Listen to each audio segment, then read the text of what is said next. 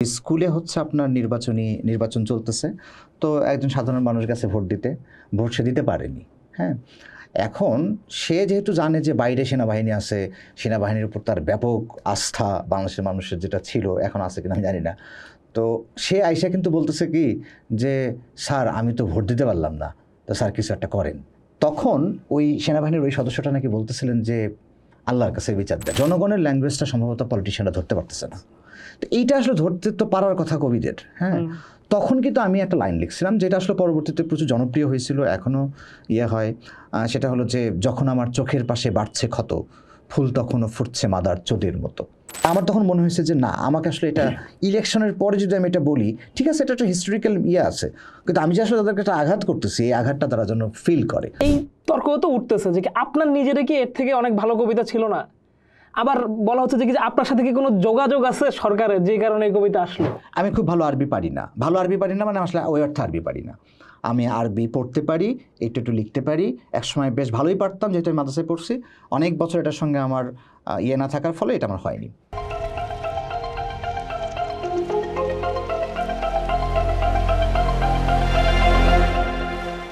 তোমরা হয়তো যাইবা ভুলে খুনি হাসিনার ইতিহাস, সেই মায়ে রাখবো মনে যে ছুঁইছে পোলার লাশ। অভ্যুত্থানের সময় দেয়ালে দেয়ালে এই লাইনগুলো আমরা দেখেছি। এছাড়া আরও অনেক লাইন, যেমন আমরা কথা বলি কারণ নীরবতা ফ্যাসিস্টের ভাষা।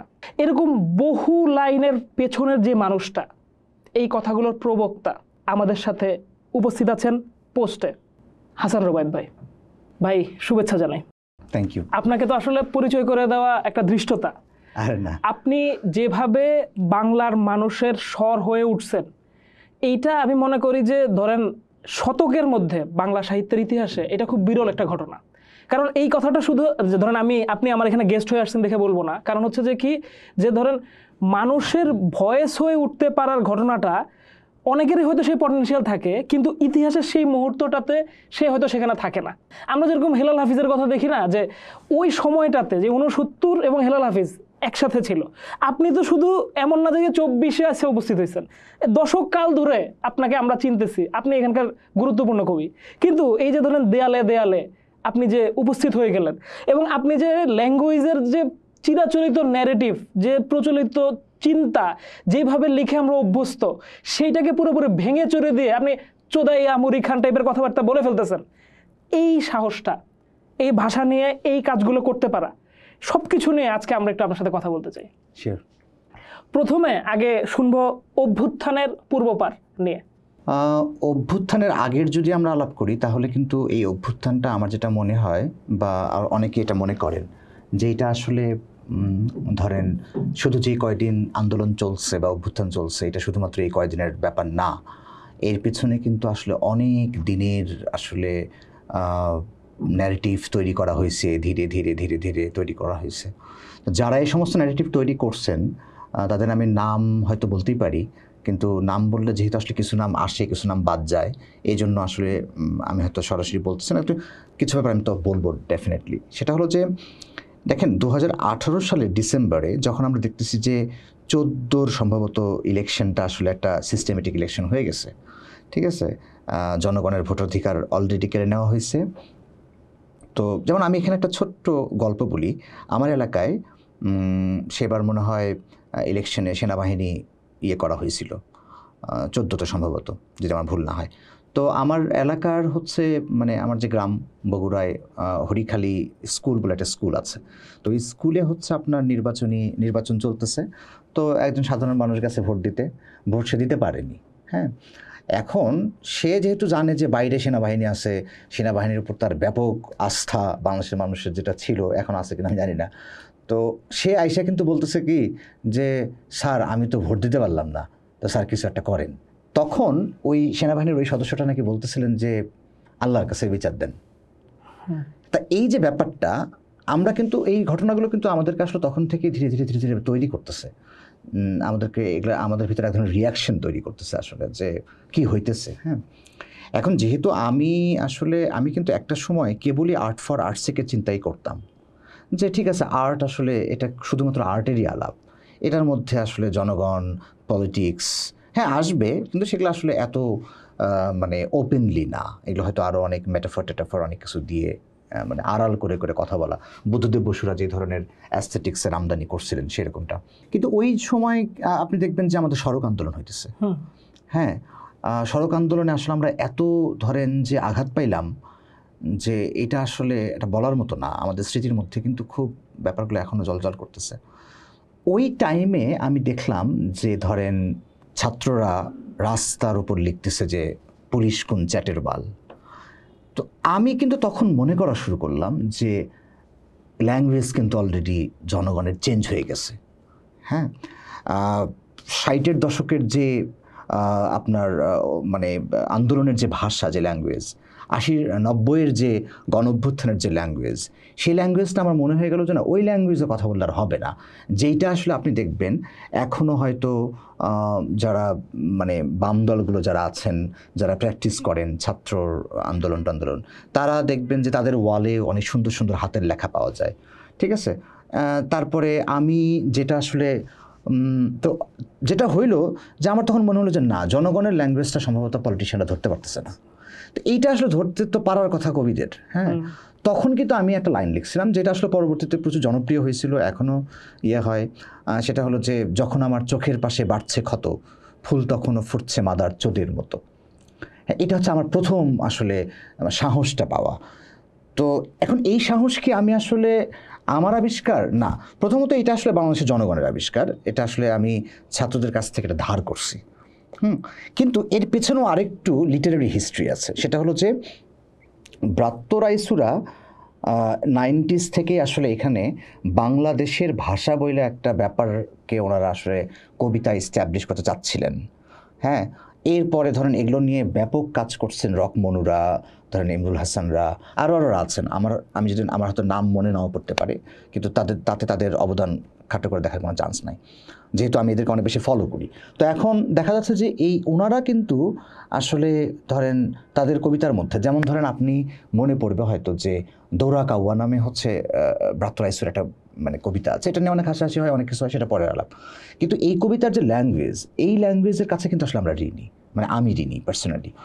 তারপরে হচ্ছে যে প্রথম কথা হলো যে লিটারারি যে হিস্ট্রি, লিটারারি যে লিনিয়েজ, সেখান থেকে কিন্তু আমি আসলে পাইতেছি আমার ল্যাঙ্গুয়েজ। 1, 2 হচ্ছে বাংলাদেশের জনগণ কিন্তু আমার পারমিট করা শুরু করলো যে তুমি এখন লেখো। আসলে মানে আমি আমার নিজের ভেতর থেকে একটা পাইলাম যে আমি আসলে এই ভাষায় আর আন্দোলনের ভাষাটা এটা আর মানে হবে না সম্ভবত। এখন 2018 সালের ডিসেম্বরে আমি বই করলাম হচ্ছে এমন ঘনঘোর ফ্যাসিবাদে। এই যে আপনার অনেকেই অবশ্যই এই বই সম্বন্ধে বলে যে না, এটা আসলে একটু কুসুম অ্যাস্থেটিক্সের আলাপ আছে এখানে। হ্যাঁ, হয়তো আছে, এটা নিয়ে আমার কোনো নাই, হয়তো আছেও, ক্রিটিকরা এটা ভালো বলতে পারবেন। কিন্তু এই নামটা দেওয়াও কিন্তু তখন আসলে একটা ঝামেলার ব্যাপার ছিল যে এমন ঘনঘোর ফ্যাসিবাদে। কারণ আমি আপনাকে বলি, কারণটা একটু বলি যে কেন এই নামটা ঝামেলা। দেখেন, শাহবাগ মুভমেন্ট যখন চলতেছিল তখন কিন্তু আমার দেশ খেয়াল করে দেখবেন যে একটা হেডলাইন করছিল যে শাহবাগে ফ্যাসিবাদের পদধ্বনি। তো এই লাইনগুলোর সাথে কিন্তু এই আমার কবিতার যে আমার বইয়ের যে লাইন, এটা কিন্তু আসলে একটু অ্যালাইন করে কোনো না কোনোভাবে। তো তখন কিন্তু আমি আসলে এক ধরনের মানে আমাকে তখন ক্রিমিনালাইজ করা কিন্তু ইজি, যার কারণে আমার যেটা মনে হয় যে আসলে এই টাইমে ওই বইয়ের নামটা দেওয়াই আসলে একটা ঘটনা ছিল। তো আমি বলতেছি যে এই যে আন্দোলন, এই যে সংগ্রাম আসলে অনেক দিন থেকে চলে আসতেছে। এবং আপনি দেখেন যে এমন ঘনঘোর ফ্যাসিবাদে আমি আসলে খুব স্পষ্টভাবে ক্রস ফায়ার নিয়ে কথা বলছি, গুম নিয়ে কথা বলছি। ধরেন আমার একটা লাইন তো এরকমই আছে যে আপনার ক্রস ফায়ারের শব্দে নড়ে পাতা, কার মেয়েটা কাঁদছে মধ্যজামে। ঠিক আছে। তো ধরেন এই যে কার মেয়েটা কাঁদছে মধ্যজামে, ক্রস ফায়ারের শব্দে পাতা নড়তেছে, আর কার মেয়েটা কাঁদছে মধ্যজামে, এখানে আসলে কিন্তু বলে দেওয়ার দরকারই নাই যেটা কার মেয়েটা। হ্যাঁ, এটা হইতে পারে কোনো একজন বিশেষ ব্যক্তির মেয়ে, কিন্তু আসলে সারা বাংলাদেশের যারা ক্রস ফায়ার এবং গুমের শিকার, তাদের তো প্রায় সব ফ্যামিলিরই এই আলাপ, একই গল্প। তো এগুলো কিন্তু আসলে আমরা বলা শুরু করছি তখন। আরও আমাদের সাথে সাথে মানে আমার সাথে সাথে আরও অনেক কবিরাই হয়তো বলা শুরু করছেন। কিন্তু সম্ভবত মেবি আমি যদি ভুল না করি, আমি আসলে প্রথম হচ্ছে এই ধরনের একটা আলাপ একদম টেক্সট আকারে বইমেলায় হাজির করলাম। এবং এটা আমি 18 ডিসেম্বরে কিন্তু আমি এই বই করতেছি। বই করার কিন্তু আমাদের এখানে খেয়াল করে দেখবেন যে আমাদের এখানে একটা কবিতার বই করার যে হিস্ট্রি, সাধারণত যে ট্র্যাডিশন, সেটা হচ্ছে বই মেলায় বই আসে। কিন্তু আমি কিন্তু ডিসেম্বরে করতেছি। তো এই ডিসেম্বরে করার পিছনে একটা কারণ ছিল, কারণ জানুয়ারিতে সম্ভবত সেবার নির্বাচন ইলেকশন হচ্ছে। হলো, হ্যাঁ। তো আমার তখন মনে হয়েছে যে না, আমাকে আসলে এটা ইলেকশনের পরে যদি আমি এটা বলি, ঠিক আছে এটা একটা হিস্টোরিক্যাল ইয়ে আছে, কিন্তু আমি যে আসলে তাদেরকে একটা আঘাত করতেছি, এই আঘাতটা তারা যেন ফিল করে। যদিও আল্লাহ মানে আমাকে বাঁচাইছে যে মানে আমি আসলে ওই সময়ও কারোর চক্ষু নজরে আসলে পড়িনি, হ্যাঁ পড়িনি, আসলে চুনোপুটি হওয়ার কারণে হয়তো পড়িনি। যদিও এখানে একটা অন্য আলাপ আছে। অভ্যুত্থানের পরে আমি চায়ের দোকানে একজনের সাথে আলাপ করতেছিলাম, একটা সাধারণ মানুষ, ধরেন আমরা নিয়মিত চা খাই এক দোকানে। তো সেখানে ওই লোকটা, আমি বলতেছি যে আসলে আমি চুনোপুটি হওয়ার কারণে আসলে হাসিনা আমার কিছু করেনি। তখন ওই লোক বলতেছে কি, ঘটনাটি কিন্তু এরকম না ভাই, অনেক মানুষ আছে সাধারণ একটা স্ট্যাটাস দেওয়ার জন্য তারে নাই করে ফেলছে, তারে ধরেন যে হাজত খাটতে হয়েছে, জেল খাটতে, তার পরিবার ঝামেলায় পড়ছে। তো আপনি এই কাণ্ড করার পরেও যে আপনাকে কিছু করেনি, এটা আসলে আল্লাহর একটা বিশেষ রহমত আপনার প্রতি হয়েছে, হ্যাঁ, যে আল্লাহ হয়তো চান যে আপনারা দিয়ে আরও কিছু করাইতে, এই কারণে হয়তো এটা ওই লোকটার পারসেপশন। আমার কাছে তখন মনে হয়েছে যে হ্যাঁ তাই তো, একটা সাধারণ স্ট্যাটাস দেওয়ার কারণে তো মানুষ নাই হয়ে গেছে। তো আমি এই জন্য বলতেছি কি যে এই যে মানে আমাদের যে সাহিত্যের যে মানে হিস্ট্রিটা এই অভ্যুত্থানের পেছনে, এটা কিন্তু আসলে একটা লম্বা হিস্ট্রি আছে। এটা শুধু আমার কাছে তা না, যেমন আপনাকে একটু মনে করে দিতে চাচ্ছি, শিরিষের ডালপালা নামে একটা ওয়েবজিন আছে এখনও। তারা হচ্ছে সড়ক আন্দোলনের পরে তারা মানে চির উন্নত মমশির নামে তারা একটা সংখ্যা করলো। সেই সংখ্যায় ধরেন একদম আপনার যে যারা এগুলোর বিরুদ্ধে কথা বলতেছে তাদের কবিতা ছাপা হইলো, ঠিক আছে। সেখানে হয়তো অনেক কবির কবিতা হয়তো নেওয়া হয়নি, বাদ পড়ছে, সে হ্যান ত্যান, এগুলো কিন্তু কোনো উদ্দেশ্য থেকে না, হয়তো বা মনে নাই কিছু একটা হয়েছে, এরকম কিছু একটা। তারপরে আপনার হচ্ছে যে ময়মনসিংহ থেকে এহসান মাহমুদ, হ্যাঁ এহসান হাবিব, সরি, মানে এহসান ভাই হচ্ছে যে আপনার উনি হচ্ছে যে উনি আর আরেকজনের সাথে ছিলেন, তারা হচ্ছে অবরুদ্ধ সময়ের কবিতা নামে একটা সংকলন করলেন, এবং এই সংকলনটা পরে আদর্শ থেকে পাবলিশ হইল। এখানে দেখবেন আপনি 30-35 জন কবির কবিতা আছে। সো আর ফেসবুকে তো রীতিমতো অলরেডি ঘটনা ঘটতেছেই জায়গাগুলো থেকে। তো আমার যেটা মনে হচ্ছে এই অভ্যুত্থানের পেছনের যে আলাপটা, এটা দীর্ঘ সময়ের যে আলাপ বাংলা সাহিত্যে, বা আমরা কবিরা, আমরা সাহিত্যিকরা, কথা সাহিত্যিকরা হয়তো তাদের মতো করে করছেন, নানানভাবে নানান ইশারা ইঙ্গিতে করছেন, আমরা কিন্তু এগুলো করে আসছি আসলে। সো আমার কাছে যেটা মনে হয়েছে যে এবং আমরা আসলে হুট করে অভ্যুত্থান ঘটেনি, এটা আসলে ঘটার পেছনে ন্যারেটিভ এবং লিটারারি জমিন কিন্তু অলরেডি আমরা তৈরি করেছিলাম। আমরা একটু সামনের দিকে যাই, যেটা হচ্ছে যে কি আপনাকে নিয়ে সোশ্যাল মিডিয়ার সবচেয়ে বড় আলাপ, সেটা হচ্ছে ওই কবিতাটা সিথি, যেটা অভ্যুত্থানের পরে নতুন পাঠ্যপুস্তকে অন্তর্ভুক্ত করা হলো। প্রচুর সমালোচনা যে মানে এটা কি যথেষ্ট কবিতা। আবার ধরেন প্রচুর ভালো কথাও আমরা দেখতেছি, যেমন ধরেন আমি ব্যক্তিগতভাবে মনে করি যে আপনি যেভাবে অভ্যুত্থান আমাদেরকে যেই একটা সুযোগ তৈরি করে দিছিল সব ধরনের মানুষদেরকে একসাথে নিয়ে আসার, সেই আলাপটা আপনার এই কবিতাটার ভিতরে আমরা পাই। আপনি মাদ্রাসা ছাত্রদের কথা বলতেছেন, আবার এই তর্কও তো উঠতেছে যে আপনার নিজেরই কি এর থেকে অনেক ভালো কবিতা ছিল না। আবার বলা হচ্ছে যে আপনার সাথে কি কোনো যোগাযোগ আছে সরকারের, যে কারণে এই কবিতা আসলো, বুঝতে চাই। প্রথমত আমি বলি যে এই কবিতা কখন কিভাবে সিলেক্ট হয় সেটার সাথে আমি আসলে আমাকে বলে এই কবিতা নেওয়া হয়নি। বলে বলতে যে আমাকে এটা বলা যে আপনার এই কবিতাটা আমরা নিচ্ছি, এভাবে বলা হয়নি, বা আপনি একটা কবিতা লিখে দেন, এভাবে বলা হয়নি আসলে। যেটা বলা হয়েছিল আমাকে যে আপনার এই কবিতাটা, আচ্ছা আমি একটু মজার ব্যাপার বলি, সেটা হলো এটা কিন্তু সরাসরি আমি আসলে একটা কবিতা আকারে কখনোই কোনো জায়গায় আমি পাবলিশ করিনি। আমি আসলে সেই সময় অভ্যুত্থানের পরে আমি সাধারণ মানুষের ভাষায় আমি আসলে যেই ঘটনাগুলো ঘটছিল এগুলোকে ইমেজ আকারে আমি 4 লাইন করে পোস্ট দিতাম আসলে।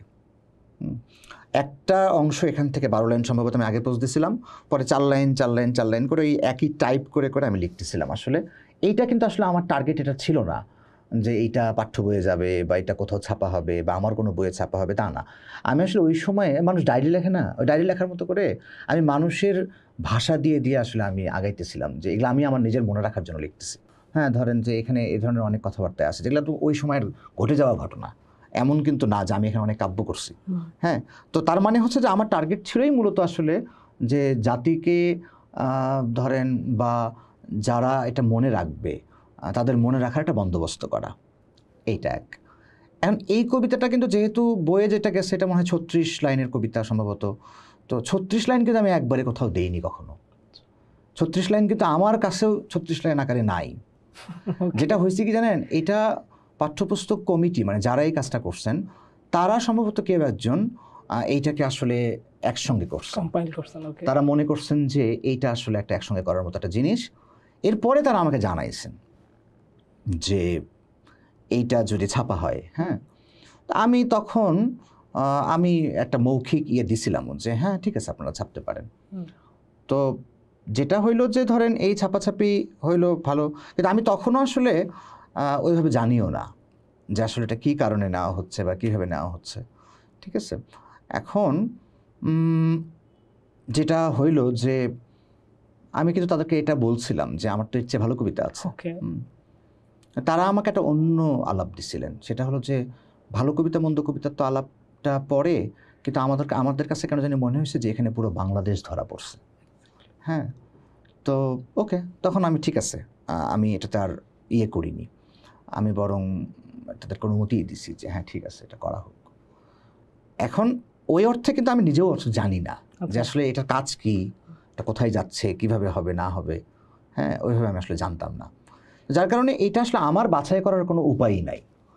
যেহেতু আর আমার বইপত্র থেকে কোনো কবিতা নেওয়া হয়েছে তাও কিন্তু না, ঠিক আছে, যে আমার যে এক্সিস্টিং বইপত্র আছে সেখান থেকে নেওয়া হচ্ছে এটা তাও না।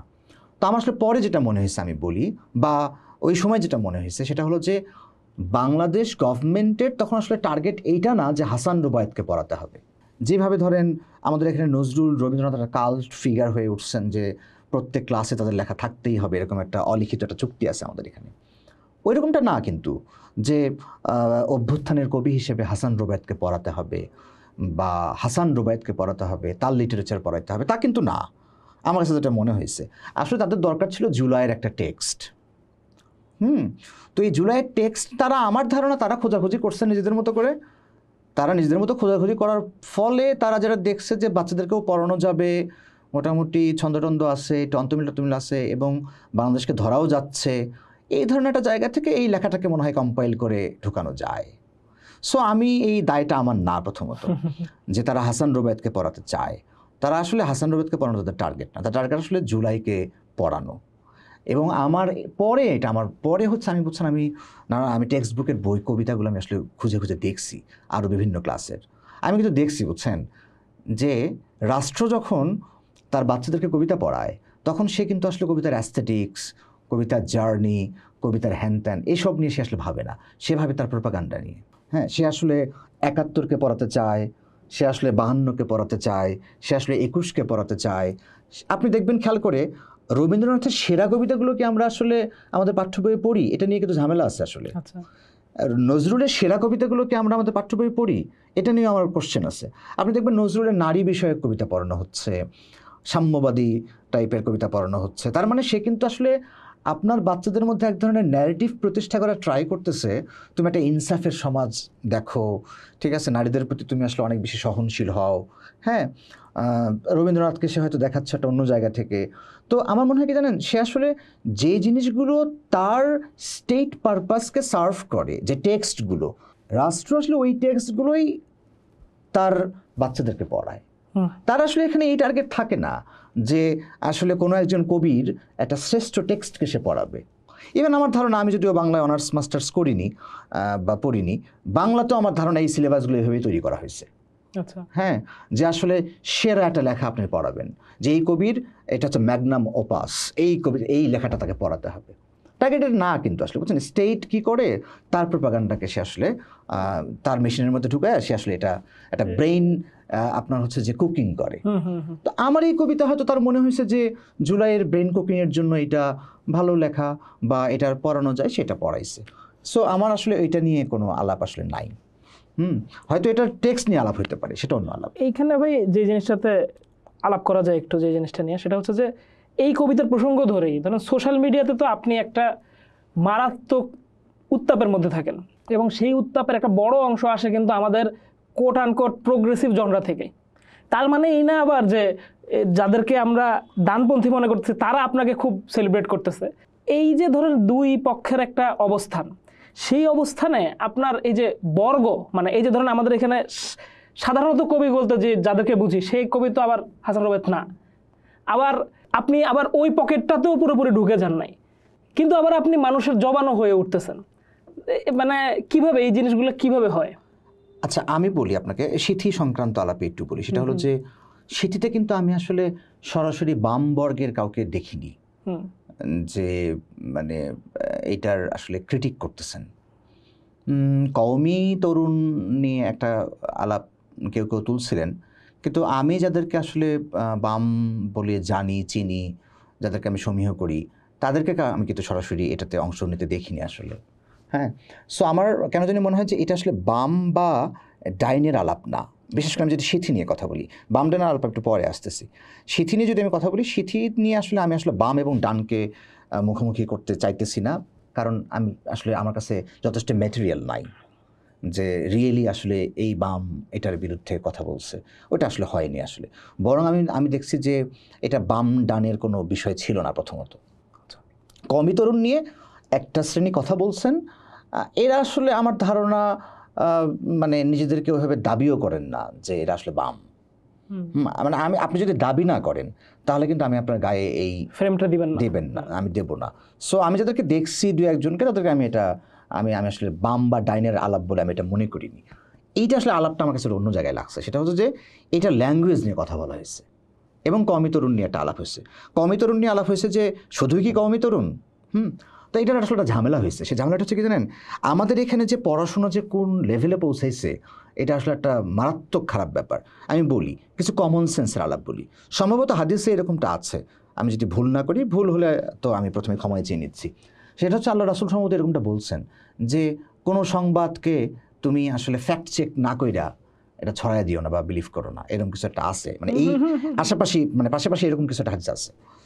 তো এখন দেখেন, যখন সিথি কবিতার কথা প্রথম আলোতে প্রকাশিত হইল, তখন কিন্তু কেউই এই টেক্সটটা জানে না যে আসল টেক্সটটা কি।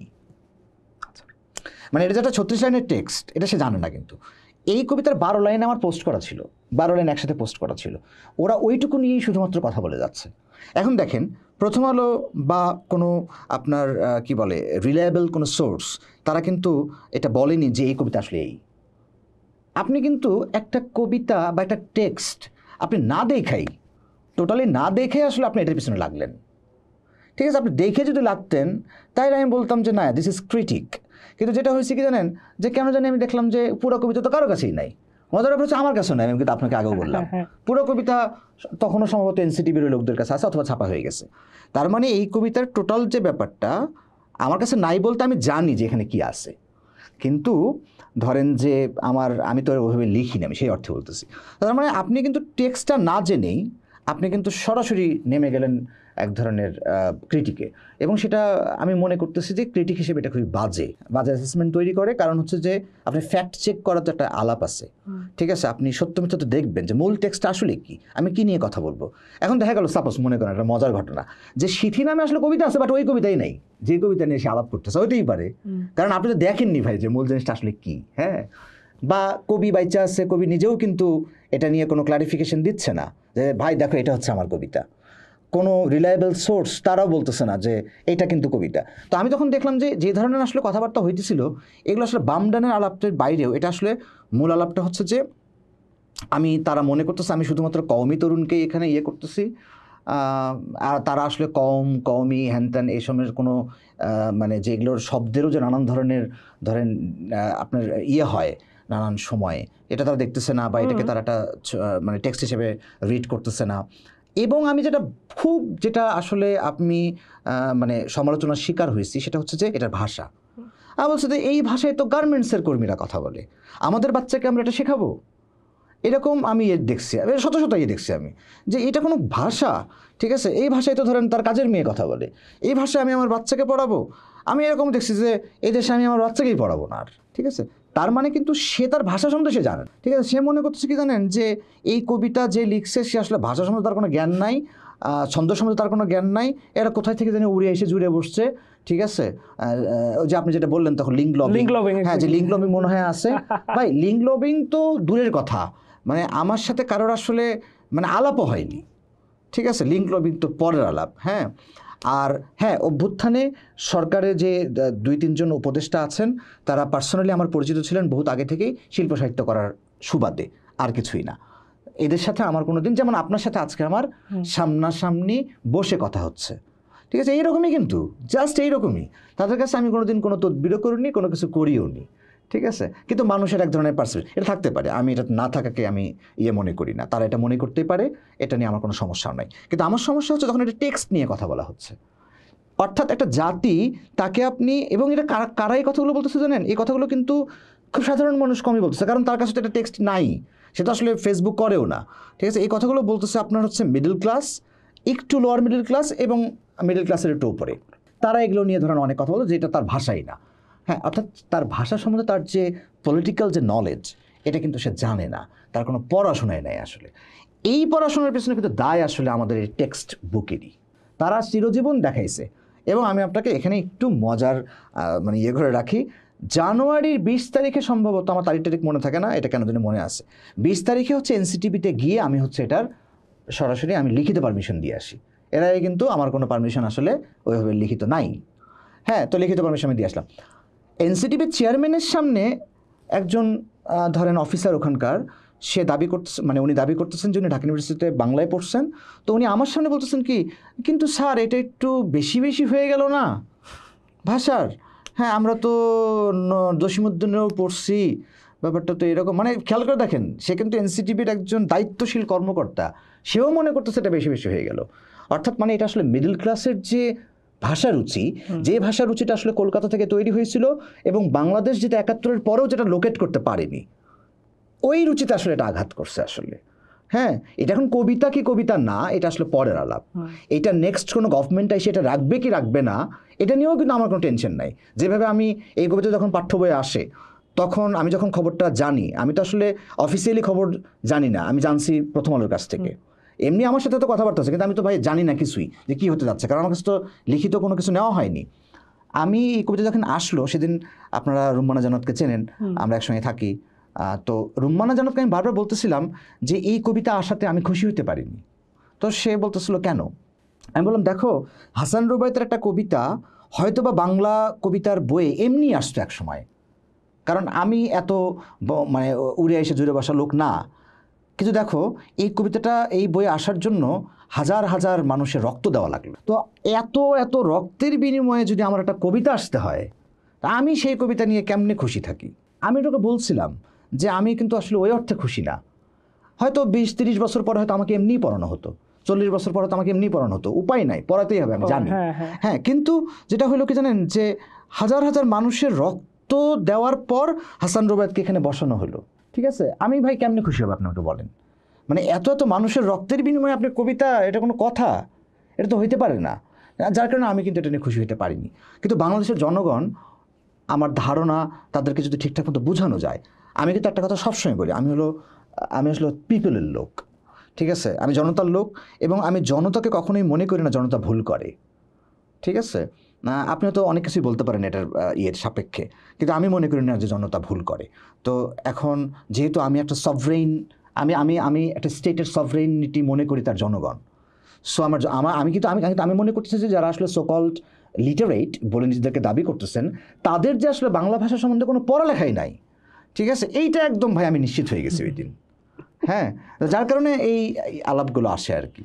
চমৎকারভাবে বললেন ভাই। আসলে এই এই জায়গাগুলোতে আমি আসলে ধরতে চাচ্ছিলাম যে ধরেন এই যে ভাষার যে পলিটিক্স, বা ধরেন আপনি যে কথাটা প্রায়ই বলেন যে পূর্ব বাংলার ভাষা নাই, তো এইটা অনেক সময় আমাদের সোসাইটিতে মিসরিড হয়। আবার যেইটা মানে এই যে ধরেন এই যুক্ত বাংলার সময়ের গুরুত্বপূর্ণ সাহিত্যিকদের যে নির্মিত ভাষা, সেটাই যে এখানে ক্যারিড হয়ে গেল। বা ধরেন আমরা মাঝে মধ্যে একটা কথা বলি না ভাষা নিয়ে, যে বাংলাদেশ যদি স্বাধীন হয় তাইলে ও কালচার হারাবে, আর কালচারটা থেকে যাবে হচ্ছে ওপার বাংলায়। তো শেষ পর্যন্ত তো ধরেন এই আলাপ থেকে এই যে আপনি যে এনসিটিভির উদাহরণ দিলেন, সেটাই তো দেখতে পাই। তাহলে অভ্যুত্থানের পরে তো এইটাও আমাদের মনে একটা স্টেক হওয়া উচিত যে আমরা আসলে এই আমাদের ভাষাটারে ফিরে আনতে পারি কিনা। হ্যাঁ, নিশ্চয়ই। আপনি দেখেন যে ওই যে অনেকেই বলে না যে আমরা আসলে 71-এ মানে আমরা স্বাধীনতা পাইছিলাম বা আমরা স্বাধীনতা অর্জন করছিলাম, ঠিক আছে, থ্রু আমাদের মুক্তিযুদ্ধ বা স্বাধীনতা যুদ্ধ যে নামেই বলুক, এটা তো আমরা অর্জন করছিলাম। এবং এখন যেটা বলতেছে যে আমরা আসলে কাইন্ড অফ মানে ভারতের যে হেজিমনি বা কলকাতার যে হেজিমনি, আপনি যদি এটা মানে পলিটিক্সে চিন্তা করেন, স্টেটে চিন্তা করেন, তাহলে এটা দিল্লির হেজিমনি। আর আমি যদি কালচারে চিন্তা করি, এটা আসলে কলকাতার হেজিমনি। এখানে আমরা বলছি যে আমরা ধরেন আমাদের অনেকেই এরকমটা বলে থাকেন যে আমরা আসলে এবার আমরা মুক্তি পাইলাম আসলে ভারতের এই হেজিমনি থেকে। যদিও আসলে আমরা মুক্তি পাইছি কিনা এটা নিয়ে আমার হয়তো আরো সময় লাগবে। কিন্তু কলকাতার হেজিমনি থেকে যে আমরা মুক্তি পাইছি বলে আমি মনে করতেছি এটা আসলে না। হ্যাঁ, কারণ হলো যে ভাষা, যেটা আপনি দেখেন এটার অনেক মানে পুরনো লিগেসি আছে এটার। ধরেন আবুল মনসুর আহমদরা কিন্তু যেমন বাংলাদেশের কালচার, যেটা মনে হয় আগে মানে পাকিস্তানের কালচার বলে বইটার নাম ছিল, তো বাংলাদেশের কালচারে উনি যেভাবে ধরেন একদম লাইন বাই লাইন উনি বলে যাচ্ছেন যে কালচার কী হওয়া উচিত, এখানকার ভাষার ভঙ্গি কী হওয়া উচিত, কী হওয়া উচিত না হচ্ছে, সব কিছু কিন্তু আসলে তখনকার যারা লিটারেচার যারা করছেন মানে খুব সচেতনভাবে তারা কিন্তু এগুলো বলে ফেলছিলেন। বাট এটা করা হয়নি। কেন করা হয়নি? কেন তারা আসলে আইডেন্টিফাই করতে পারলেন না যে বাংলাদেশের মানুষের লিঙ্গুয়া ফ্রাঙ্কা একটা হইতে পারে? ঠিক আছে, এটা যে ক্যালকেশিয়ান বা কলকাতার লিঙ্গুয়া ফ্রাঙ্কাই বা কলকাতার ভাষায় যে আমার লিঙ্গুয়া ফ্রাঙ্কা হবে এরকম তো না। কারণ আমার এখানে অঞ্চলে কিছু অঞ্চলের মানুষ কলকাতার মতো করে কথাবার্তা বলেন, ঠিক আছে, কিন্তু একটা বড় অংশই কিন্তু আসলে ওইভাবে বলেন না। ঠিক আছে, একটা বড় অংশের কাছে আসলে তার ভাষা একটু ভিন্ন রকম। সো এখানকার কমন ল্যাঙ্গুয়েজ কীরকম হওয়া যাইতে পারে এটা কিন্তু আপনি 71-এর পরেই কিন্তু এই ধরনের কমিশন গঠন কইরা আপনি কিন্তু এটা করতে পারতেন। আপনার মনে পড়বে নিশ্চয়ই কামাল আতাতুর্কের কথা। উনি দেখবেন যে উনি ক্ষমতা আসার পরে কিন্তু ওদের লিপি পর্যন্ত চেঞ্জ করে ফেলছে তুরস্কের। সেই লিপি কিন্তু এখন লেখা হচ্ছে, আগে সম্ভবত আরবি লিপিতে সম্ভবত টার্কিরা করতো, লিপি চেঞ্জ করে ফেলছে কিন্তু এক রাতে, ধরেন একটা কলমের খোঁচায়। হ্যাঁ, সেই লিপি কি চেঞ্জ হয়নি? হয়েছে কিন্তু। তা আপনি কিন্তু একটা কমিশনের মাধ্যমে আপনি বাংলাদেশের মানে সব ধরনের মানুষকে এঙ্গেজ করে আপনি কিন্তু জনতার মানে ভাষাকে কিন্তু এখানে আপনার ভাষা কমন ল্যাঙ্গুয়েজ হিসেবে আপনি কিন্তু ডিবেটের মাধ্যমে আপনি একটা কমন ভাষায় পৌঁছাতে পারতেন, যেটাকে আমি মানে কমিউনিকেটিভ ল্যাঙ্গুয়েজ বলছি, যোগাযোগের ভাষা। এখন লিটারেচারে সাহিত্যিক কে কী করবে সেটা তার ব্যক্তি স্বাধীনতা, তো ওটা কিন্তু করতে পারতো, বাট তারা করেননি। ঠিক আছে, এটা করেননি, তারা হয়তো গায়েই লাগাননি। তারা মনে করছে যে আমরা তো আসলে একটা বাংলা তো ইনহেরিট করি, এটা তো আমাদের আছে, তো হুদা এটা নিয়ে আমার বা ধরেন সে হয়তো সেই হেজিমনিটাতে এমনভাবে আক্রান্ত ছিল, এটা ভাইরা যে ভাবা যায় সেটাও হয়তো সে ভাবে। দেখেন মানে 7ই মার্চে যে শেখ মুজিবুর রহমানের যে ভাষণ, আপনি যদি এই ভাষণটাও যদি চিন্তা করেন, ঠিক আছে, ওইখানে আপনি কোন ল্যাঙ্গুয়েজে কথা বলতেছেন? ঠিক আছে, ওখানকার ক্রিয়াপদ আর আমার ক্রিয়াপদের মধ্যে কিন্তু পার্থক্য নাই। ঠিক আছে, দাবায়া রাখতে পারবা না, এই যে দাবায়া, হ্যাঁ, পারবা না, তো এই যে ক্রিয়াপদের যে ব্যবহারগুলা, এগুলো কিন্তু ধরেন মানে যেহেতু টেক্সট হিসেবে শেখ মুজিবের ওই ভাষণটা কিন্তু ইম্পর্টেন্ট টেক্সট, কারণ হচ্ছে যে বাংলাদেশ অলরেডি টেক্সটের সঙ্গে পরিচিত। হ্যাঁ, এখন এটা আওয়ামী হেজিমনি কিনা হ্যানত্যান কিনা আমি ওই আলাপে যেতে যাচ্ছি না। আমার আলাপটা হচ্ছে যে 7ই মার্চের যে ভাষণটা, সেই ভাষণটা কিন্তু আপনি মোটামুটি বোঝাই যায়। এবং ওই ভাষণে কি সারা বাংলাদেশের মানুষ শোনেনি? তারা কি বোঝে নাই? কমিউনিকেট করছে তো। সো আমি বলতেছি কি জানেন, যে ল্যাঙ্গুয়েজ আসলে ছিল, আছে, এইটাকে আসলে 71 মিস করে গেছে। হ্যাঁ, 71 মিস করে এটা আসলে তখনও সে তার যে ধরেন ইয়েটাকে সে আসলে কলকাতার কাছে দিয়ে রাখছে।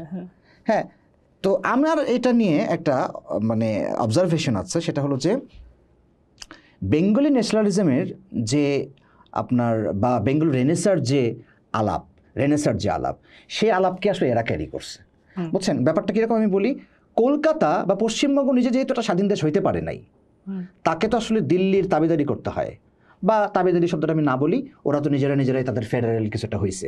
হ্যাঁ, তো ওরা ওদের মতো করে, কিন্তু ওদের তো খায়েশ বা ওদের তো মানে ওদের যে ইন্টালেকচুয়াল, তাদের তো খায়েশ ছিলই যে এরকম একটা কিছু একটা হোক। ওরা সেটা পারেনি, পারছে কে? বাংলাদেশ। এই জন্য ওরা বুঝছেন ওদের ইন্টালেকচুয়াল প্রপার্টিসগুলো আমরা কোনো না কোনোভাবে ইনহেরিট করছি। এবং ব্যাপারটা এরকম হয়েছে যে আমি নিজে ডাক্তার হইতে পারিনি, কিন্তু আমার পোলারে আমি ডাক্তার বানাবো। ঘটনা বুঝতে পারছেন? ওরা আসলে বাংলাদেশের মধ্য দিয়ে বাংলাদেশি জাতীয়তাবাদ যে এটা এরা স্বপ্ন দেখে, ওরা নিজেরা কিন্তু করে না। আপনি ইন্টারেস্টিং কাণ্ড দেখেন, আপনি কলকাতায় আপনি দেখাইতে পারবেন যে দুর্গাপূজা ছাড়া আসলে খুব বড় বড় আপনার ওখানে কোনো উৎসব আছে? ভাই আমাদের আছে, আমাদের দুর্গাপূজা আছে, আমাদের 2টা ঈদ আছে, আমাদের শবে বরাত আছে, ঠিক আছে, আমাদের আরও যে জনগোষ্ঠী তাদেরও বিভিন্ন উৎসব আছে, যদি আমরা সেগুলোকে আরও ইনক্লুসিভ ওয়েতে দেখাই। আমাদের কিন্তু দেখেন আমাদের দুইটা ঈদই তো বিশাল ঈদ, এবং আমাদের ধরেন যে পূজা, এটা কিন্তু বিশাল মানে পার্বণ, এটা পশ্চিমবঙ্গ থেকে বেশি প্যান্ডেল হয় এখানে। হ্যাঁ, তাহলে আপনি খেয়াল করে দেখছেন যে ওর তো উৎসবই নাই রে ভাই, ঠিক আছে, ওর কিন্তু উৎসব নাই। হ্যাঁ, ইভেন পয়লা বৈশাখ আপনি চিন্তা করে দেখেন, পয়লা বৈশাখ আমরা যেভাবে এখানে উদযাপন করি, সেলিব্রেট করি, সেটা নিয়ে অনেক তর্ক থাকতে পারে যে আমরা কিভাবে করব। ভাই এটা আমাদের আলাপ, আমার বাড়ি আমি কিভাবে সাজাবো এটা আমার আলাপ, ঠিক আছে। এই আলাপে আমরা একে অপরের সাথে ঝগড়াও করতে পারি, গালাগালিও করতে পারি, মারামারিও করতে পারি, ঠিক আছে। এটার স্টেক আমি অন্য কাউরে দিতে চাই না। কিন্তু দেখেন ওর ওখানে কিন্তু ওরা এত বাঙালি জাতীয়তাবাদ, এত বাঙালি, কিন্তু ওর ওখানে কিন্তু আপনি এটা করা হয়নি, ওরা আমাদের দেখে শিখছে। তো আমি বলতেছি কি জানেন, যে কালচার কিন্তু আমাদের আসলে অনেক মানে জিন্দা কালচার আমাদের আছে। ওদের কিন্তু জিন্দা কালচার বলতে গেলে এখন একটাই, সেটা হচ্ছে পূজা, ঠিক আছে। তো আমি বলতেছি কি জানেন, যে দেখেন এই যে ওরা, অথচ ওদের কাছ থেকে আমার ধরেন কালচারাল হেজিমনি বা চিন্তাটা আমার ধার করতে হইতেছে, ঠিক আছে। তো আমি মনে করতেছি যে এইটা আসলে ৭১-এর পরে এটা ফয়সালা হয়নি, ২৪-এর পরেও এই ফয়সালার দিকে কারোর কোনো মনোযোগ নাই, বিশেষ করে স্টেটের পক্ষ থেকে। হ্যাঁ, তো আমার কেন জানি মনে হচ্ছে পিপলের পক্ষ থেকে তো এক ধরনের ফয়সালা হয়েছে, পিপল ফয়সালা দিয়ে দিছে ভাই। কারণ আমি যখন আমি যে ল্যাঙ্গুয়েজে ধরেন আমি যে ল্যাঙ্গুয়েজে স্লোগান লিখছি, এই ল্যাঙ্গুয়েজ কোত্থেকে পাইছি? পিপলের ল্যাঙ্গুয়েজ, এবং পিপল যেটাকে অ্যাকসেপ্ট করতেছে এবং যেইভাবে এটা ছড়াইছে সেটাই তো প্রমাণ করে যে পিপল এটা। ভাই আপনি ওই যেটা হচ্ছে আপনার পরে যে মানে রিফাব্রিস্ট যে দেয়াল, এগুলো না, যে দেয়ালগুলো আমাদের আগে লেখা হয়েছিল ৫ই আগস্টের সময় বা তার আগে, সেই দেয়ালগুলো আপনি একটু দেখেন, ঠিক আছে। বাংলাদেশের মানুষ তার যে আপনার যে কি বলে, মানে তার যে আকাঙ্ক্ষা, তার যে ভাষার আকাঙ্ক্ষা, তার যে গণতন্ত্রের আকাঙ্ক্ষা, তার যে মুক্তির আকাঙ্ক্ষা, সে সব কিছু ব্যক্ত করে ফেলছে, ঠিক আছে। মানে তারপরেও আপনার কিন্তু টনক নড়ে না, ঠিক আছে। আমি যে কারণে যে তখন বললাম না যে বাম যারা রাজনীতি করেন তাদের দেয়ালে যে ভাষা, তাদের দেয়ালের যে লিপি, আচ্ছা ওটা তো আমি জানি, আমরা জানি। এইবার আমি আপনাকে বলি, আমি হচ্ছে যে কিছুদিন আগেও সম্ভবত মনে হয় আমি আজিজের সামনে দিয়ে, আমি ওই এলাকায় খুবই কম যাই, আজিজের সামনে রিক্সা দিয়ে আমি যাচ্ছি, আজিজের অপোজিটে যে ঢাকা ইউনিভার্সিটির যে দেয়ালটা আছে, হল একদম সীমানা যে দেয়ালটা, ওইখানে আমি দেখলাম নানান ধরনের সব ধরেন আপনার ক্যালিগ্রাফিক স্টাইলে কি সব লেখা হয়েছে। তো মেবি এটা শিবির লিখছে, আমি যেটা পরে জানলাম, বা মেবি নট, ঠিক আছে, কে লিখছে এটা আমার দেখার বিষয় না। আমি দেখলাম কি জানেন, এই সেই 90s-এর লিপি, 90s-এর কথাবার্তা, ঠিক আছে। দেখেন আমাদের এখানকার, আমি মনে করি ২৪-এর পরে সরকারের এটা করা উচিত যে লিপি আপনি দেখেন কাঁচা হাতের যে লেখাটা দেয়ালে যেটা আমরা পাইছি, সেই লিপিটাকে কিন্তু একটা লিপি হিসেবে সরকারের করা উচিত। মানে এটার যাচাই বাছাই করে যে কাঁচা হাতের লেখায় ২৪-এর লিপি ছিল এটা, আসলে আমরা তারা লিপিও পাইছি। আপনি খেয়াল করে দেখেন, আপনি যদি আমার হচ্ছে ওই যে আমরা কথা বলি কেননা নিরাপত্তা ফ্যাসিস্টের ভাষা যে বইটা, আপনি ওই বইয়ের যে নামটা, এই নামটা দেখবেন আপনি একজনের হাতের লেখার নাম, এটা কোনো একটা দেয়ালে লেখা হয়েছিল। আমি হচ্ছে ওই দেয়ালের একটা ছবি আমার কাছে ছিল, পরে রাজীব দত্ত যখন এটা করেন, আমি বলছিলাম যে ভাই এইটাকে করে রাখেন, কারণ আমার কাছে মনে হয়েছে যে এটাই ২৪-এর লিপি, এটা ঠিক আছে, সিগনেচার লিপি। তাই আপনি যদি মানে বামরা যদি এখনও ধরেন সেই সুন্দর ভাষায় সুন্দর লিপিতে যদি লেখেন, এটা তাদের সিগনেচার, আমার নিয়ে ক্রিটিক নাই।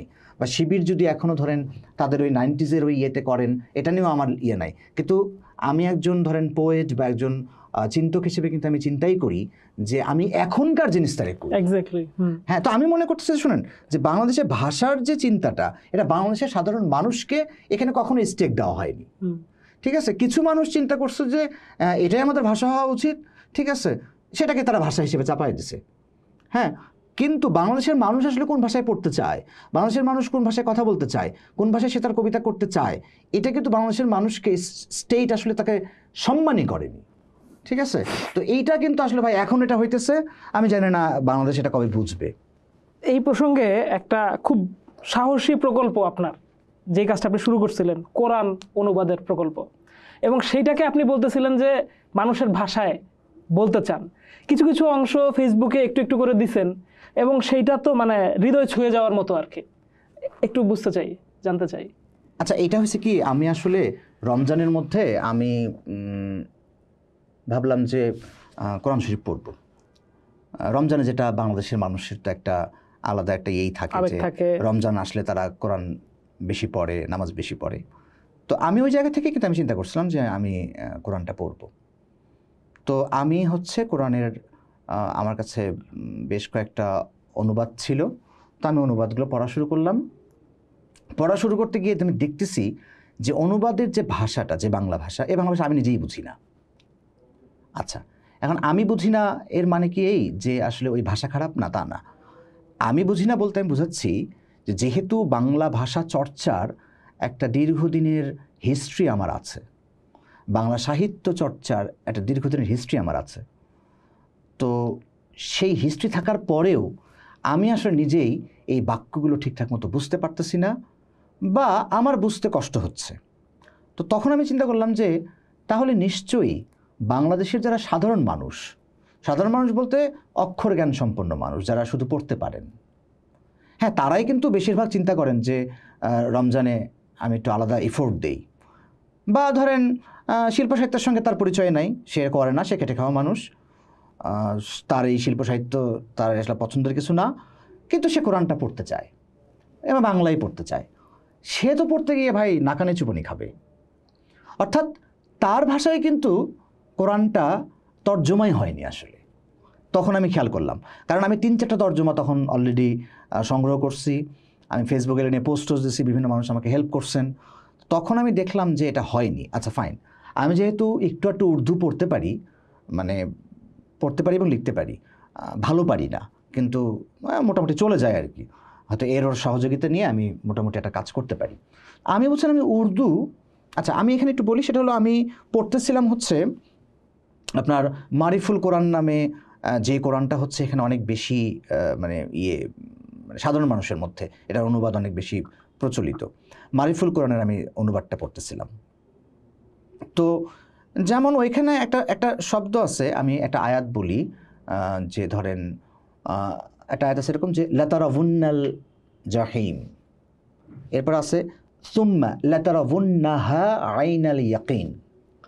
তো লাতারাউন্নাল জাহিম মানে তোমরা অবশ্যই তোমরা জাহান্নাম দেখতে পাবে। এরপরে সুম্মা লাতারাউন্নাহা, হা মানে আসলে ওইটা মানে জাহান্নামটা, তোমরা জাহান্নামটাকে দেখতে পাবে আইনাল ইয়াকিন। এখন আমি দেখতেছি কি, এটা বাংলা করছে কি জানেন, মানে ওই মারিফুল কোরআনে যে তোমরা জাহান্নামকে দেখতে পাবে দিব্য প্রত্যয়ে। এখন আমি চিন্তা করতেছি হোয়াট ইজ দিব্য প্রত্যয়। আচ্ছা, দিব্য প্রত্যয় কী আসলে? এখন এই দিব্য প্রত্যয় বোঝার জন্য কিন্তু আপনার ভাই লিটারেরি একটা লিগেসি দরকার হবে। আপনার যদি প্রচুর পড়াশোনা না থাকে, বা আপনার যদি ভালো বাংলার সাথে যুক্ত, ভালো বাংলা কিন্তু আবার আরেক ফাইজলামি আলাপ, হ্যাঁ, তো আমি লিটারেরি এটা ওইভাবেই বলতেছি, কোট আনকোট আর কি। তো এই ভালো বাংলার সাথে আপনার পরিচয় থাকা লাগবে, আপনার বঙ্কিম পড়া থাকা লাগবে, আপনার ফোর্ট উইলিয়ামের যে প্রকল্প, এই সমস্ত জিনিসের সাথে আপনার যোগাযোগ থাকা লাগবে, না হলে ভাই আপনি দিব্য প্রত্যয় বুঝবেন না। এখন আমি তখন চিন্তা করলাম, দেখো ওকে ফাইন, আরও দু একটা দেখি, আরও দুটাতে দেখলাম যে তারা ধরেন এরকমটা লিখছেন যে চাক্ষুষ দৃষ্টিতে, আমি বললাম আচ্ছা ঠিক আছে, একটু কাছাকাছি আসা গেল। বাংলাদেশের মানুষের এটার সাথে তাও যারা পড়াশোনা একটু ভালো পড়াশোনা করছে বাংলা, তাদের সাথে এটা একটু যায় দাও। এইবার আমি বলছেন আমি হচ্ছে উর্দু বের করলাম, ওই মারিফুল কোরআনেরই যে উর্দু দেখে কি জানেন, যে উর্দুর ভাষাভাষী যে সে ভাই 9-10 পাস করলেই ওটা বুঝে ফেলবে। ধরেন হয়তো এরকমটা আছে যে ইয়াকিন কি আখোসে, হ্যাঁ, যে তোমরা আসলে একদম এমনভাবে দেখবা যেন নিজের নজরে দেখতেছো, মানে একদম ধরেন যে মানে বিশ্বাসের যে নজর, ঠিক আছে, তুমি এই নজরে দেখতে পাবা। হ্যাঁ, এখন দেখবেন আমি তখন চিন্তা করলাম কি জানেন, আরে উর্দু তো ইজি আমার বাংলা তর্জমার চাইতে। এবং আমি তখন ফেসবুকে একটা স্ট্যাটাস দিলাম এরকম যে যারা খুব সাধারণ মানুষ, মানে সাধারণ মানুষ বলতে আমি দুই সাধারণ মানুষের কথা বলতেছিলাম, যে পাকিস্তানের সাধারণ মানুষ বা উর্দু ভাষাভাষী সাধারণ মানুষ আর বাংলা ভাষাভাষী সাধারণ মানুষ, এই দুই সাধারণ মানুষের কাছে যদি 2টা কোরআনের অনুবাদ দেওয়া হয়, সে ওরটা বেশি আগায় থাকবে। কারণ কি, এই কারণের পিছনে আসলে আমি ছুটতেছি। তখন আমার মনে হলো যে আমার দেশের যে মানুষের ভাষা, সেই ভাষায় তো আসলে এটা অনুবাদ করা যায়। আমি খুব ভালো আরবি পারি না, মানে আসলে ওই অর্থে আরবি পারি না, আমি আরবি পড়তে পারি, একটু লিখতে পারি। একসময় বেশ ভালোই পারতাম, যেহেতু আমি মাদ্রাসায় পড়ছি অনেক বছর, এটার সঙ্গে আমার না থাকার ফলে এটা আমার হয়নি। কিন্তু আমি আসলে আপনার ফার্স্ট আরবি, আমিও ধরেন আরবি তো আসলে কোরআন তো একটাই, আমি পরে কি করছি, আমি আসলে বাংলা 4-5টা অনুবাদ, 2-3টা ইংরেজি অনুবাদ, 2-3টা আপনার হচ্ছে যে উর্দু অনুবাদ, হ্যাঁ, এইগুলো হচ্ছে, তারপর তাফসির, হ্যাঁ, এগুলো ঘেটে ঘেটে ঘেটে ঘেটে আমি আসলে অনুবাদ করা শুরু করলাম। তো আমার অনুবাদটা কিন্তু আসলে বলাই বাহুল্য যে আমার অনুবাদটা আসলে ফার্স্ট হ্যান্ড অনুবাদ না। আমি আসলে আরবি থেকে অনুবাদ করতেছি না, যেহেতু আমি আরবিতে বিশেষজ্ঞ না। আমি যেটা করতেছি সেটা হলো, যেহেতু অনেকগুলো অনুবাদ এখানে আমার সামনে আছে এবং আমি তাফসিরটা দেখতেছি, যে আবার তাফসির আবার একটাও না, আমি 2-3টা তাফসির দেখতেছি। দেখে তখন আমি ঠিক করতেছি যে আচ্ছা ঠিক আছে, এটা তাহলে অনুবাদটা এরকমটা, এই বাংলাটা এটা হইতে পারে। আমি আসলে বাংলা থেকেই বাংলা করতেছি বলা চলে, ঠিক আছে। যেটা আপনার অ্যাকিউরেসির জন্য আমি হয়তো আরও টেক্সট দেখতেছি অন্যান্য ভাষার, এবং আমার ইচ্ছা আছে যে আমি যদি এই কাজটা করতে পারি, অন্তত আমপারাটা, আমি এটা বাংলাদেশের কোনো যারা ইসলামী একাডেমির যারা হচ্ছে খুবই দক্ষ এবং যোগ্য লোক, তাদেরকে দিয়ে আমি এটা আবার রিভিউ করাবো। রিভিউ করায়া তারপর তারা যখন আমাকে বলবেন যে এই জায়গাগুলো চেঞ্জ করা উচিত, এই জায়গা আপনি ঠিক করেননি, এই জায়গাটা আরও এভাবে দেখা উচিত, ঠিক আছে, তখন আমি এটাকে, আমার চিন্তা আছে পাবলিশ করার। ফেসবুকে আমি যেটা দিছি এটা আসলে আমি ওই যে নতুন কোনো কিছু করলে হয়তো দিতে থাকি, ওইটা আসলে একটা খসড়া, ওইটার অনেক পরিবর্তন হইতে পারে, কিন্তু আমি নিজের থেকে এটা করতে চাই না। হ্যাঁ, যেহেতু আমি তো এই স্কুলের লোক না, আসলে আমি এই অথরিটি নিতেও পারি না। তাদেরকে দেখানোটা আমি মনে করতেছি যে এটা আসলে সমাজে ধরেন কোনো একটা ঝামেলা ক্রিয়েট করবে না। ভাই, আমরা মোটামুটি আলাপটা একটু গুছায় আনি। আপনার সাথে আসলে অনেক গল্প করার আছে, নিশ্চয়ই আমরা পোস্টের সামনের দিনগুলোতে আপনারা পাবো। যেই জায়গাটায় এসে আমরা পৌঁছাইলাম, মোটামুটি এই যে পিপলের যে ল্যাঙ্গুয়েজ হয়ে ওঠা, সেই বিষয়টাতে আপনি খুব ভালোভাবেই বললেন। পোস্ট হাসিনা রেজিমে যে ধরেন এক ধরনের একটা মৌলবাদের উত্থান ধরনের একটা যে কথা শুনতে পাই আমরা, একটা তো ক্রিটিক্যালি দেখার একটা সুযোগ আছে এটারে, আবার লিবারালি দেখারও সুযোগ আছে এটারে। তো সব মিলায়া আসলে কেমন পরিস্থিতি দেখতেছেন এখন? খুব কি খারাপ অবস্থা, বা আপনার নজর কি?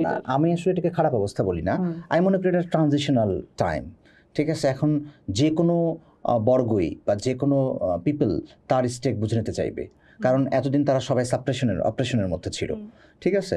সো যে যার মতো করে তার স্টেক সে বুঝে নিতে চাইবে, এটা হলো সহজ আলাপ, সোজা কথা। এখানে গালাগালি চলবে, এখানে কাটাকাটি চলবে। আমি কাটাকাটি অর্থে বলতেছি না, মাস মার্ডার বলতেছেন না, বলতেছি না, হ্যাঁ, না, কারণ শব্দ ব্যবহারে থাকা উচিত।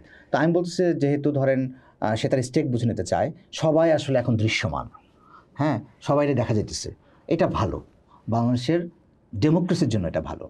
কারণ এই যে আপনার সামনে আসাতে যেটা হবে, সবাই সবার সঙ্গে হয়তো ইন্টারেক্ট করতেছে, কথা বলতেছে, হ্যাঁ, এইটা।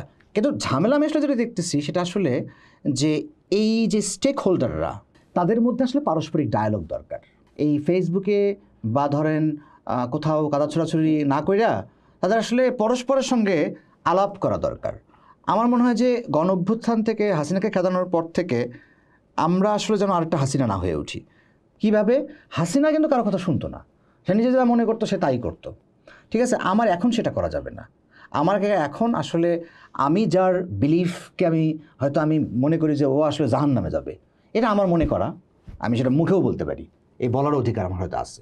ওই হয়তো আমারে বলবে যে তুইও জাহান্নামে যাবি, ফাইন, বলা বলি হোক, কিন্তু আমি চাই যে আসলে প্রত্যেকে তার টেবিলে বসুক, আলোচনা করুক, তারা তাদের কথাগুলো বলুক। দেখবেন তখন আসলে যেটা হয় কি, এই যে যারা এগুলোর ফলোয়ার, তারাও তখন আসলে এক ধরনের একটা পাবে যে আমাদের নেতারা যেহেতু বুঝতে পারতেছে, সুতরাং আমরা একটু ওয়েট করি, একটু ধৈর্য ধরি। তো আমার মনে হয় এটা খুবই ইম্পর্ট্যান্ট। আর মৌলবাদের উত্থান, এই বাক্য বন্ধ ছিল আমার কাছে একটু প্রবলেমেটিক মনে হয়। কারণ ধরেন যে এই যে র্যাডিক্যাল, হ্যাঁ, আমি দেখছি যে আপনার এইটা র্যাডিক্যালের বাংলা করা হইতেছে মৌলবাদ বা এই সেই হ্যান ত্যান। আমার এটা নিয়ে একটু ঝামেলা আছে। আমি বরং র্যাডিক্যাল ইসলাম বলে যে ব্যাপারটাকে বলা হয়, আমি এটাকে একটু অন্যভাবে তর্জমা করতে চাই। আমি এটা বলতে চাই তার কনটেক্সট দেখে, সে আসলে কি, কারা এটা করতেছে। বা উগ্রবাদ, হ্যাঁ, বিশেষ করে উগ্রবাদ শব্দটা, যে ইসলামী উগ্রবাদ, হ্যাঁ, তো এই উগ্রবাদ শব্দটাকে বা ইসলামী উগ্রবাদ যখন বলা হচ্ছে, এইটাকে আমি আসলে একটু অন্যভাবে তর্জমা করতে চাই। আমি দেখতে চাই যে কারা আসলে আপনার সোসাইটিতে ঝামেলাটা করতেছে, কাদেরকে আপনি এই র্যাডিক্যালিস্ট বলতেছেন। আমি তখন দেখতে চাই যে এদের আসলে হিস্ট্রি কী, এরা আসলে কোত্থেকে আসছে, এদের উদ্দেশ্য কী, এদের নিশ্চয়ই তো এদের একটা সিলসিলা আছে। আমি ওই সিলসিলা বুঝে তারপরে অনুবাদটা করতে চাই। না হলে যেটা হয়েছে কি জানেন ভাই, আমি মুসলমান, আপনি কি এখন আমাকে বলবেন যে I am radicalist, I am terrorist? না, আমি তো টেররিস্ট না। আপনি বললেও তো আমি এটা মেনে নেব না, ঠিক আছে? সো আমি এটাকে, যেমন ধরেন আমি কোনো এক জায়গায় করছিলাম একটা যে প্যালেস্টাইনের একটা ওপর বাজবিচারে হচ্ছে আমার একটা অনুবাদ পাবলিশ হয়েছিল। এটা নোম চমস্কির একটা মানে ছোট্ট 7 মিনিটের একটা আপনার একটা ভিডিও। 7 মিনিটের ভিডিওতে উনি বলতেছেন যে প্যালেস্টাইন কিভাবে আপনার এইরকম হইলো। তো উনি যখন দেখাতে চাইতেছেন কি যে আপনার মানে আমেরিকা এবং ইংল্যান্ড তারা আসলে যেটা করছে, তারা আসলে আরব যে সেকুলারিজম, আরব যে ন্যাশনালিজম, এটাকে তারা ভেঙে ফেলছে। ভেঙে ফেলে তারা আসলে আপনার উগ্রবাদী মুসলমানদেরকে তারা আসলে ওইখানে পেট্রোনাইজ করা শুরু করছে। উনিও দেখলাম যে প্রথমে অনেক ব্যাখ্যা ট্যাখ্যা দিলেন যে না, এলে বলা যাবে না, মুসলমান মানে এটা না। পরে উনিও আবার একই ফান্দে পড়ছেন। আমি তখন ওইখানে অনুবাদ করার সময় আমি হচ্ছে ব্র্যাকেটে দিয়ে দিছিলাম যে শরীয়তপন্থী ইসলামীরা। হ্যাঁ, এখন শরীয়তপন্থী কি, তাহলে কি আমি বেশরীয়তপন্থী? না, আমিও বেশরীয়তপন্থী না। আমি বলছি যে এগুলোকে আসলে একটু অন্যভাবে চিন্তা করা উচিত। ঠাস ঠাস করে আসলে এই শব্দগুলো বলা একটু মুশকিল। তো আমার ওইটা মনে হচ্ছে যে ধরেন যে মানে বরং যারা আসলে আমাদের ইসলামী যে একাডেমিয়াগুলো থেকে যে সমস্ত তরুণ আলেমরা যারা বের হয়ে আসছেন এবং যারা এখনও ইসলাম চর্চা করেন এবং ইসলামী একাডেমিয়াকেই যারা চর্চা করেন, একাডেমিতে যারা চর্চা করেন, বাইরে না। মানে হয়তো এমন যে আমি যেমন নিজে 4 বছর কওমি মাদ্রাসায় পড়ছি, কিন্তু আমি মনে করছি যে আমার কথা তুমি শুনো না, ঠিক আছে? কারণ আমি তোমাকে আসলে ভালোভাবে রিপ্রেজেন্ট করতে পারি না, জ্ঞানের জায়গা থেকেও আমি তোমাকে রিপ্রেজেন্ট করতে পারি না। সো তুমি আমার কথা শুনো না প্লিজ। কিন্তু যে লোকগুলো ধরেন এখন আপনার একদমই হচ্ছে যে প্র্যাকটিসিং একাডেমিয়াতে আছে, তারাই বরং এখানে ব্রিজিং হিসেবে কাজ করতে পারেন। কাউকে আমরা শত্রু বা দুশ্মন আমরা মনে না করি, কারণ প্রত্যেকেই আমরা আসলে সবাই মিলে আসলে আমরা একটা রেজিমকে খেদাইছি, ঠিক আছে? একটা ধরেন একটা ফ্যাসিস্ট রেজিমকে খেদাইছি। সো আমাদের মনে হয় নিজেদের মধ্যে আলোচনা করার যথেষ্ট কমন কিছু গ্রাউন্ড আমাদের এখনও মানে বর্তমান আছে, আই এম শিওর। তো আমি মনে করছি ওই কমন গ্রাউন্ড ধরে ধরে যদি আমরা একটু আলাপের টেবিলে বসি, সেটা নারীবাদ নিয়ে হইতে পারে, সেটা আপনার সেকুলারিজম নিয়ে হইতে পারে, সেটা ইসলামিজম নিয়ে হইতে পারে, বাংলাদেশ পন্থা, পাকিস্তান পন্থা, ইন্ডিয়ান পন্থা, সব কিছু নিয়ে আলাপ হইতে পারে। আমি বলছি যে ভাই, আলাপের টেবিলটা ছাইরা আমরা যেন আগেই রাজপথে না নামি। কারণ রাজপথ হচ্ছে ওই পথ যখন কোনো সমস্যার সমাধান না হয়, তখন আসলে আমাকে রাজপথে নামতে হয়। কিন্তু আমি মনে করতেছি আমার কাছে সমস্যা সমাধানের যথেষ্ট স্কোপ আছে।